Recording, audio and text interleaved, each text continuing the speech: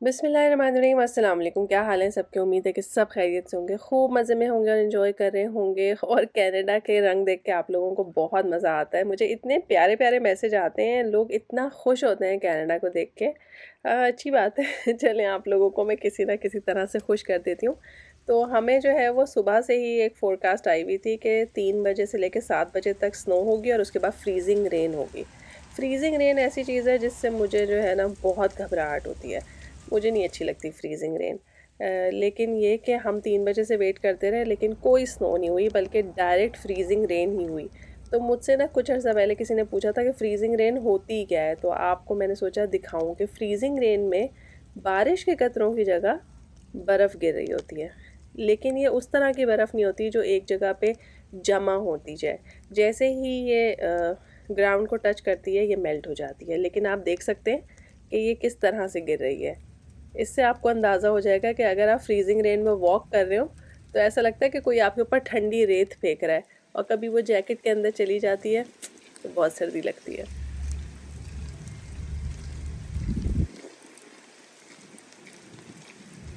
Canada और USA में जो है वो डे लाइट सेविंग की जाती है, यानी कि नवंबर में जो है वो 1 घंटा पीछे कर देते हैं और मार्च में जो है वो 1 घंटा आगे कर देते हैं। तो उससे ये होता है कि जो दिन छोटे हैं उनकी डे लाइट जो है वो आप ज़्यादा इस्तेमाल कर सकते हैं, लेकिन उससे नुकसान ये होता है कि फजर बहुत जल्दी होती है और मगरिब भी बहुत जल्दी होती है, यानी कि 4:30 बजे जो है वो घुप अंधेरा हो जाता है घर से बाहर।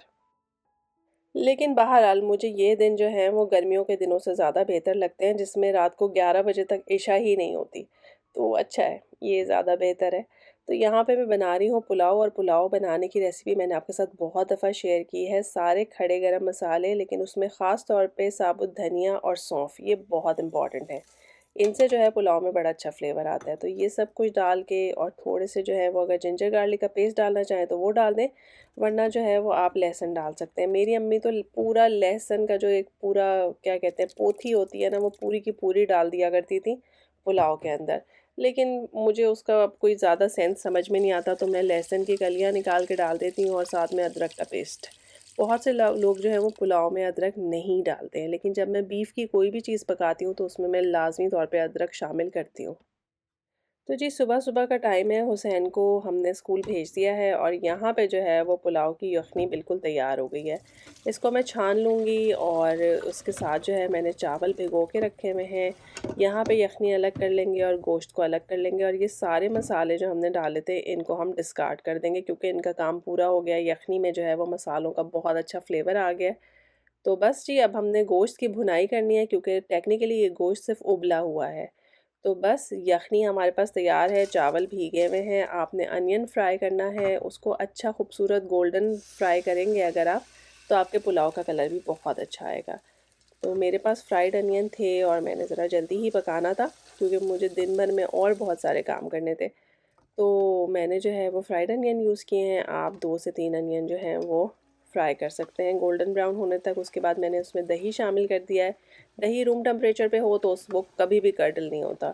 अदरवाइज़ जो है आप तेज़ तेज़ चमचा चलाएं तो भी वो ठीक रहता है। लेकिन अगर पुलाव में कर्डल हो भी जाए तो कोई फ़र्क नहीं पड़ता, चावलों में पता नहीं चलता। तो बस जी, आपने गोश्त की अच्छी तरह से भुनाई कर ली है, और इस स्टेज पे आप चाहें तो इसके ऊपर अलग से जो है वो गरम मसाला या कोई और खड़े साबुत गरम मसाले आप एडिशनल खुशबू के लिए डालना चाहें तो डाल सकते हैं। लेकिन मैंने यहाँ पे धनिया की डंडियाँ डाली हैं और हरी मिर्चें डाली हैं, दैट्स इट। इससे बहुत अच्छी खुशबू आ जाती है। चावलों का पानी निकाल के जो है वो मैंने चावल इसमें डाल दिए हैं, और जितने चावल हैं उसकी 1.5 गुना यखनी मैंने इसमें डाल दी है। इसको जो है मैं पूरा खोल के पकाऊंगी। 1.5 गुना का मतलब ये कि अगर 1 कप चावल है तो 1.5 कप जो है मैंने इसके अंदर यखनी डाल दी है। तो बस जी, इसको खोल के पकाएंगे। जब आपको इतने लार्ज बबल्स नज़र आने शुरू हो जाएं तो आप इसको दम पे रख दें। 10 मिनट तेज़ आंच पे रखें, उसके बाद हल्की आंच पे रखें। 15 से 20 मिनट में परफेक्ट पुलाव तैयार हो जाएगा। हमारे यहाँ जब भी पुलाव बनाया जाता है तो उसके साथ मैं ये ख़ास किस्म की एक चटनी बनाती हूँ। मेरे पास फ्रोज़न टमाटर थे, तो पहले मैंने टमाटर को अलग ब्लेंड कर लिया है, और धनिया और हरी मिर्चें जो है वो अलग ब्लेंड कर ली हैं। आप लोग कहेंगे कि ये साथ में भी ब्लेंड कर सकते थे, लेकिन पता नहीं क्यों मैंने नोट किया कि टमाटर और धनिया जब आप एक साथ ब्लेंड करते हैं तो वो अजीब काला सा हो जाता है। तो इसलिए मैंने टमाटर अलग ब्लेंड किए हैं, उसमें लेमन जूस और नमक शामिल कर दिया है। उसके बाद जो हमने हरा धनिया और हरी मिर्चें पीसी थी वो हम इसमें मिला देंगे। इसको आप टेस्ट कर लीजिए, चाहें तो इसके अंदर थोड़ी सी चीनी डाल दीजिए। ज़्यादा स्पाइसी बनाना चाहते हैं तो ज़्यादा हरी मिर्चें डाल दें। ज़्यादा इसको टैंगी बनाना चाहते हैं तो लेमन और टमाटर का इस्तेमाल ज़्यादा करें। तो इसको मैं थोड़ा सा रनी रखती हूँ ताकि जब चावलों के ऊपर डालें ना तो इसका बहुत अच्छा सा फ्लेवर आए। तो बस जी यहाँ पे हमारा पुलाव तैयार है, वहाँ पे हमारी चटनी तैयार है। प्याज काटेंगे और खूब मज़े से बैठ के जो है वो इसको एंजॉय करेंगे। मुझे कभी-कभी ऐसा लगता है कि आपने कोई बहुत ऑर्डिनरी सी चीज़ बनाई हुई है और उसके साथ आपने अच्छा सा रायता सैलेड बनाया हुआ हो या कोई मज़ेदार चटपटा सा अचार या चटनी हो, तो बस जी उसका मज़ा जो है वो दुबाला हो जाता है। जैसे हमारे यहाँ बेसन की रोटी के साथ जो है वो लाल लहसुन वाली चटनी बनती है, तो बिल्कुल ही जो है ना उसका मज़ा कमाल होता है। तो ये जो कॉम्प्लीमेंट करने वाली चीज़ें हैं ना, इनको हम ज़्यादा वैल्यू देते नहीं हैं, मगर मेरा ख़्याल है टेस्ट बढ़ाने में जो है ना 50% कंट्रीब्यूशन इन्हीं सब का होता है। अच्छा जी, यहाँ पे मैं बना रही हूँ कोफ्ते। वैसे मैंने सोचा था कि ये रेसिपीज़ मैं आपके साथ पहले शेयर कर चुकी हूँ, तो इनका बहुत ज़्यादा डिटेल डिस्क्रिप्शन आपको नहीं दूँगी और आप लोगों के कुछ सवाल हैं, उनका जवाब दूँगी।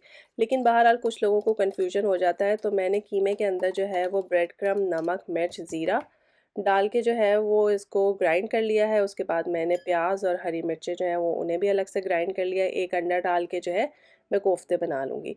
कोफ्ते साथ-साथ मैं बनाती जाती हूँ और इसकी जो ग्रेवी है ना वो भी साथ में पक रही होती है, तो ग्रेवी को पकने में काफ़ी टाइम लगता है।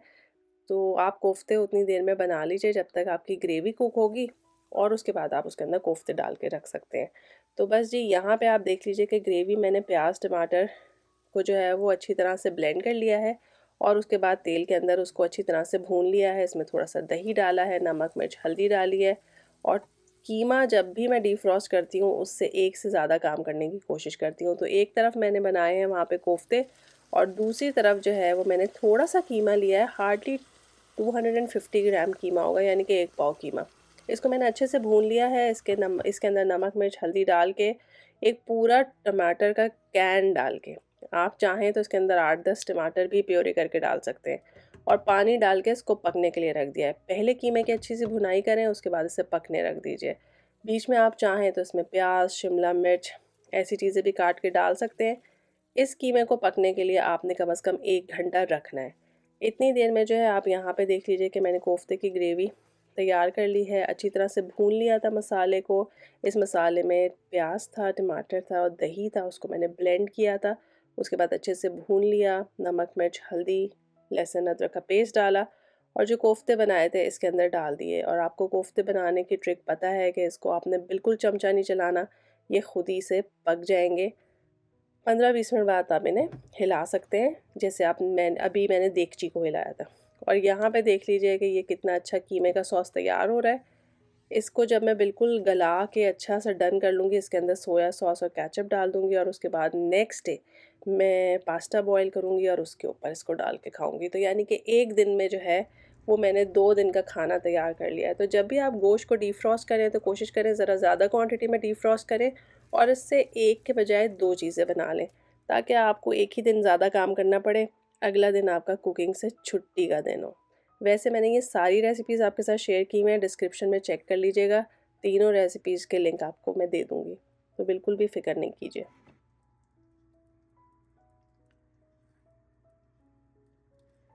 एक क्वेश्चन का मैं आंसर देना चाह रही थी। मुझे बार-बार आ रहा था कि यहाँ पे कनाडा में जब मूव हो रहे हैं, तो जो मॉरल वैल्यूज़ हैं, उनके ऊपर बहुत बड़े क्वेश्चन मार्क्स हैं कि हम अपने बच्चों को जो है वो एथिकली या मॉरली जो है वो कैसे अपने कल्चर और अपने रिलीजन से जो है वो इंटैक्ट रख सकेंगे। तो देखें भई, अगर आप एक ऐसे मुल्क में आने का फ़ैसला कर रहे हैं जो कि बिल्कुल ही आपसे मुख्तलिफ है, तो इन सारी स्ट्रगल्स को अपने दिमाग में रख के लेकर आइए। वो सब चीज़ें जो हमारे लिए मज़हबी एतबार से दुरुस्त नहीं हैं, गलत हैं, या हम कहते हैं कि कौमों पे अज़ाब आया है उन सब हरकतों की वजह से, वो सारी हरकतें यहाँ पे कॉमन है, ठीक है? तो बात वही हो जाती है जो मैं हमेशा करती हूँ कि अपने घर में ट्रेनिंग स्ट्रॉन्ग रखें, अपने बच्चों को जो है अपना फ़ेथ ट्रांसफ़र करने की कोशिश करें, अपने आप को अच्छा मज़बूत इंसान और मुसलमान बनाइए, तभी आपकी औलाद जो है वो आगे से आपके नक्शे कदम पे चलेगी। तो बताने का मकसद ये है कि ये सवाल इतना रिपीट हो रहा था कि मुझे समझ में नहीं आ रहा था कि मैं इसका जवाब कैसे दूँ, क्योंकि ये बहुत सेंसिटिव टॉपिक है। ठीक है, सेम जेंडर के लोगों के आपस में रिलेशनशिप होते हैं, तो बस ये सब चीज़ें बहुत कॉमन हैं और यहाँ पे एक्सेप्टेबल हैं। इन सब चीज़ों को लीगल कहा जाता है। अगर आपको इन पे ऑब्जेक्शन है या आप इनको प्रमोट नहीं करते हैं, तो आपको अपने घर का माहौल उसी हिसाब से रखना होगा। इस चीज़ को लेके अगर आप कंसर्न हैं भी, तो देखिए उसका मसले का हल ना मैं निकाल सकती हूँ, ना कोई और निकाल सकता है। आपको खुद जो है वो एक ग्राउंड प्रिपेयर करना पड़ेगा। रूल्स का जो सेट ऑफ रूल्स है ना, वो फॉर्मेट करने पड़ेंगे। और बाकी वही जो हमेशा मैं कहती हूँ कि अल्लाह ताला से दुआ मांगें कि अल्लाह ताला आपको तौफीक दे कि आप अपने बच्चों की नेक तरबियत कर सकें, अच्छी परवरिश कर सकें और रोज़ क़यामत अल्लाह मियाँ के सामने जो है सुरखरू हो सकें कि जो ज़िम्मेदारी आपको दी थी, आपने पूरी बेहतर तरीके से जो है उसको निभाया है। ठीक है ना?